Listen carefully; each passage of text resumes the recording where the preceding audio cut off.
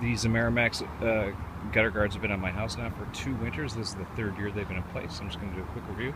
First, safety. I didn't show it before, but I do wear a harness when I'm on the roof. So I've got a long cable. It's purpose built, right? This isn't just a piece of rope. That's a safety cable and harness. Top of the roof, you can see, held up pretty well. There's a couple of spots where the gutter guard has fallen in a bit, right there, for example. And this is just because, as I showed on earlier videos, these are all cedar trees that drop loads of stuff, and I don't think I came up here last summer and cleaned all this out. So I'm just going to take a blower and blow all this gunk off, and then I'm going to go around and reset the gutter guards. But they haven't broken. They've just, some of them, have, as you can see, they've sunken in, but when they sink, they still hold the leaves and whatnot in and prevent it from getting in. So there's the far end, that end is held up very well. There's a little bit of a droop right there. And you can see there's a little a significant droop right there. But you can see the gutter guards have held, you know, they did their job. They held in all the leaf drop, and I've got it's all pine and cedar droppings and things like that. And you know, I've just been generally pretty happy.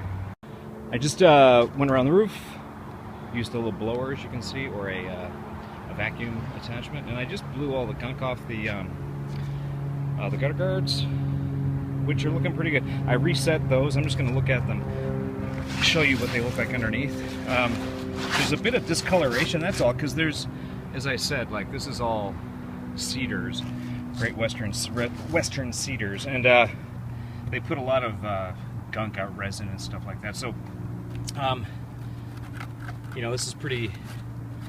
There's some algae, but you know what? These gutter guards are working just fine. I mean, a little dirty, so what? But so what? I'll lift them up. I haven't cleaned under these at all. That was just a small piece. So, you know, there's little bits and pieces, but these have worked well. I got asked in one of the other videos last year. I used some mesh in some of the in one of the installation videos, and I used no mesh. It looks just like that in the other, and that's only because I bought 2 different batches. This batch I bought online, and the batch that just had the plastic without the mesh I bought at Home Depot. So if it was me again, I'd buy all mesh. But what I did was, because I've got some really, you know, real heavily treed parts of the roof, I put all the mesh bits on those, and then the other parts I just put the regular plastic. So these work great. I've said it in comments a few times that the reason that these probably work better in the Pacific Northwest than in other parts of the US or Canada is we don't get a massive heat and weather fluctuations. We don't get a lot of snow, ice, scorching heat, and you know, freezing cold in the winter. So I still think these are great options for temperate sort of areas like Vancouver, BC, Seattle, Washington, etc. On that note, a few people have said that they expect these things will crack and break, and that hasn't happened at all. Again, I think it's because of the you know, the more moderate temperature and minor fluctuations in temperature.